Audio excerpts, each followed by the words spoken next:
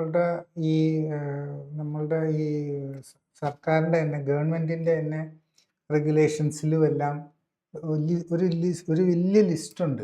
ആ വലിയ ലിസ്റ്റ് എന്ന് പറയുന്നത് നമ്മളുടെ ഇവിടുത്തെ ഉള്ള ഒട്ടുമിക്ക രോഗങ്ങൾ, സീരിയസ് ആയിട്ടുള്ള ക്രോണിക് അസുഖങ്ങളുടെയും ഒരു വലിയ ലിസ്റ്റാണ്. ആ ലിസ്റ്റിൻ്റെ കാര്യത്തിൽ പറയുന്നത് ഈ ലിസ്റ്റിലുള്ള അസുഖങ്ങൾ, ഈ അസുഖങ്ങൾക്ക് ഏതെങ്കിലും ഒരു മരുന്ന് അതിനെ ക്യൂർ ചെയ്യാനായിട്ട് ഉള്ളതായിട്ട് ആരെങ്കിലും പറയുകയാണെങ്കിൽ അത് തെറ്റാണ്, അത് കറക്റ്റല്ല എന്നും പറഞ്ഞ് ഒരു വലിയ ലിസ്റ്റ് തന്നെ ഉണ്ട്. അപ്പം നമ്മൾ ആദ്യം മനസ്സിലാക്കേണ്ടത് ആ ലിസ്റ്റിനെ പറ്റി അറിയണം. ആ ലിസ്റ്റ് വെറുതെ ആരെങ്കിലും ഇടുന്നതല്ല, അത് ഗവൺമെൻറ്റിൻ്റെ ലിസ്റ്റ് തന്നെയായിട്ട് സ്റ്റാറ്റ്യൂട്ടറി ആയിട്ടുള്ള കാര്യങ്ങളാണ്. അപ്പം ആരുടെയും ഒരു ഐഡിയ ഒന്നുമല്ല. പക്ഷേ ഒരു കാര്യവും കൂടെ ഉള്ളത്, ഈ ലിസ്റ്റിനെ പറ്റി നമ്മൾ എങ്ങും ആരും സംസാരിക്കുന്നത് കേൾക്കുന്നില്ല.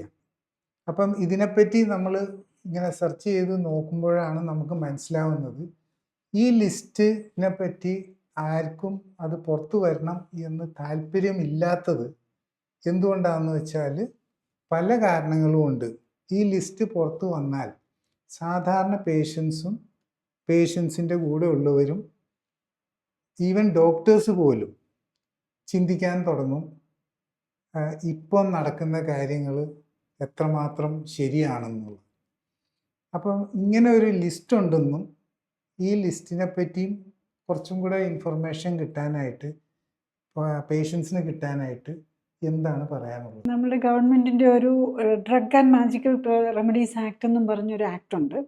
അതിനകത്ത് നമ്മൾ ഇന്നീ കാണുന്ന pressure, sugar, diabetes, hyper tension, arthritis, asthma, ഇതിനൊന്നും ഒരു മരുന്ന് കൊണ്ട്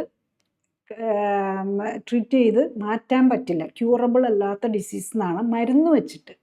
അപ്പം നമ്മൾ ഓർക്കണം, മരുന്ന് വെച്ചിട്ട് ട്രീറ്റ് ചെയ്ത് ക്യൂർ ചെയ്യാൻ പറ്റില്ല. പക്ഷേ ഇതെല്ലാം ലൈഫ് സ്റ്റൈൽ ഡിസീസാണ്.